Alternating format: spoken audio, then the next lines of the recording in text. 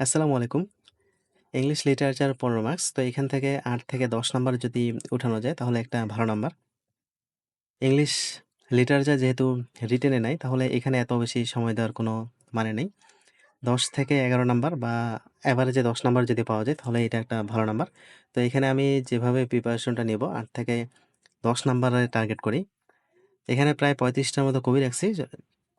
এতগুলো কবি আসলে পড়া দরকার হয় না। ১২ থেকে ১৫ টা কবি কিন্তু সচরাচর ঘুরে ফিরে প্রশ্নগুলো আসে।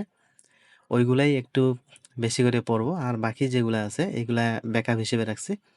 ওই ব্যাকআপগুলা থেকেও ২-১ টা প্রশ্ন আসবে ইনশাআল্লাহ। তো এখানে যে বিষয়গুলা বেশি, বেশি গুরুত্বপূর্ণ সেই সিরিয়াল করেই এই বিষয়গুলোকে উল্লেখ করছি। তো পার্ট 1 এ রাখছি যুগবিভাগ আর হচ্ছে সময়সীমা। এই যুগবিভাগ সময়সীমা থেকে একটা প্রশ্ন থাকার কথা, একটা প্রশ্ন থাকে। উইলিয়াম শেক্সপিয়ার থেকে তো প্রত্যেকবারই প্রশ্ন থাকে। এটা সম্পর্কে আর কিছু বলার নাই। এটা যত বেশি গুরুত উম ডিটেইলসে পড়া যায় ততই ভালো।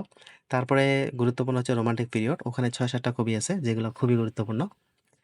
লিটারেরি টার্মস এখানে প্রায় ৩০ থেকে ৩৫ টার মতো লিটারেরি টার্মস থাকে যেকোনো বইয়ে গুরুত্বপূর্ণ। ওইগুলো সবগুলোই পড়লে মোটামুটি লিটারেরি টার্মস থেকে ১ বা ২ যদি আসে তাহলে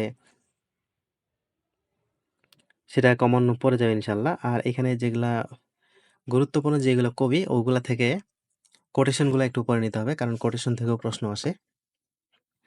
তারপরে পার্ট 5 এ রাখছি হচ্ছে Charles Dickens, G B. Shaw, T S. Eliot, Ernest Hemingway. তো এখন পর্যন্ত যে কয়েকটা কবি পড়লাম এগুলো সবগুলোই ছিল সবচেয়ে বেশি গুরুত্বপূর্ণ।